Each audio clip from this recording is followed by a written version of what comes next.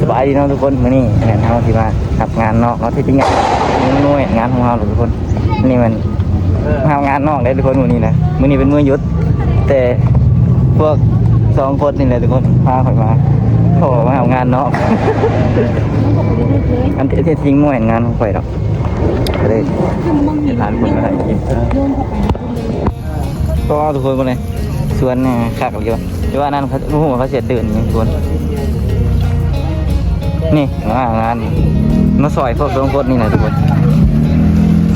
คนนี้นี่มาซอยชื่อยังเจ้านะแล้วไอ้คนนะ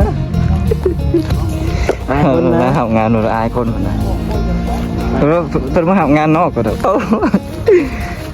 ครับนี่มาทำงานคนขอเงินอีกคนมือหยุดจักคนไปได้งานไหมเสร็จจักไปหางานในสุดกูละไม่ได้ชื่อเขาฮะพอได้ซื้อเข่าคนนะคิดได้ไหมเรียกอะไรนี่ทุกคน2คนนี่เขาอะพอเลือกงานหนูยากจนตอนนี้ก็ยังมียังคิดเลยทุกคนผมว่าจะถ่ายได้แต่ผมเป็นอายเขาเด้อเลยพอได้ซื้อกับเข่าเดี๋ยวมาได้ทางทุนหางานอุ้ยเฮ็ดทีมไปไกลแล้วเราบอกนะบุยตัว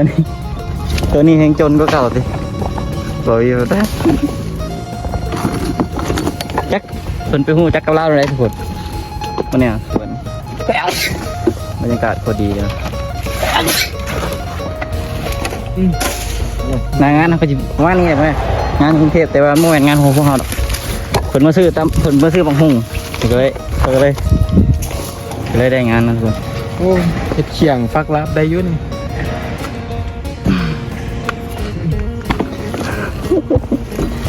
คักวันนี้จะสวนเลยปะสวนละครับแล้วเพราะตัวมันในทุกคนบ้านนี่เบิร์ดจุดดอกบุกตำหลักล้านบอกว่าเราว่าใหญ่มากชีวิตเพื่อนแบบนี้หรอปะตอนนี้ยังน้อยปะนี่เท่าเลยเสียได้จะเท่าเราไม่ได้เงินหลักนี้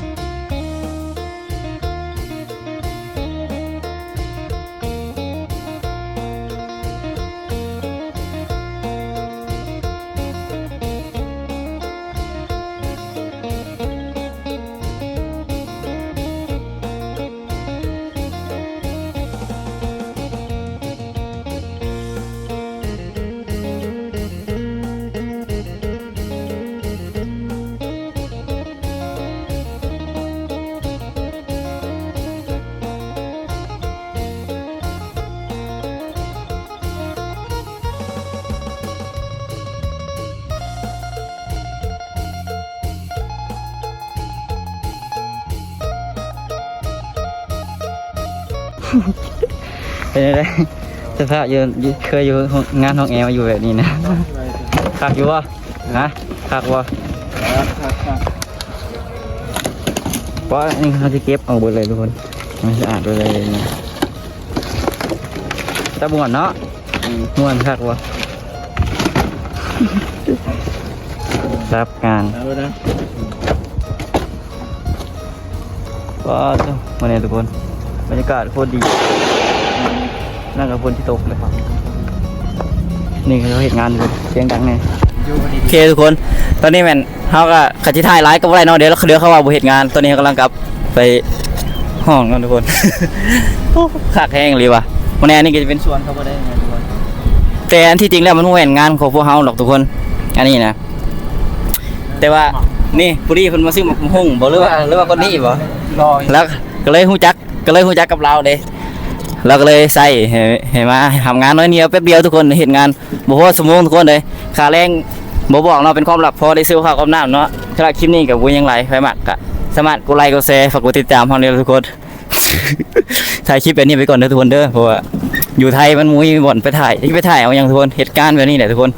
ชีวิตลูกจ้างมันแบบมันบ่ง่ายเด้อทุกคนบรรยากาศเดี๋ยวใส่ทุกคนเบิ่ง